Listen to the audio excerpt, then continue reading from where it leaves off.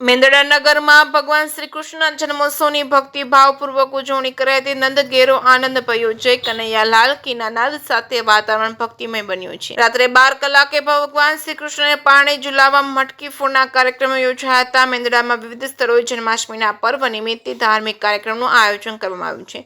ભગવાન કૃષ્ણના જન્મોત્સવના ઠેર ઠેર વધામણા લેવામાં આવ્યા હતા. નંદ ઘેરો આનંદ ભયો જય કનૈયાલાલ કીના નાદ સાથે વાતાવરણ ભક્તિમય બન્યું હતું. ભવ્ય શોભાયાત્રા નીકળી શોભાયાત્રા મેંદરડા પટેલ સમાજ ખાતેથી પ્રસ્થાન કરી વાલમ ચોક, જૂની ગીર બજાર, અજમેરા ચોક, પાદર ચોક તેમજ GP high school, main road, Sardar Patel Chowk અને સોસાયટીના વિવિધ વિસ્તારોમાં શોભાયાત્રા ફરી છે.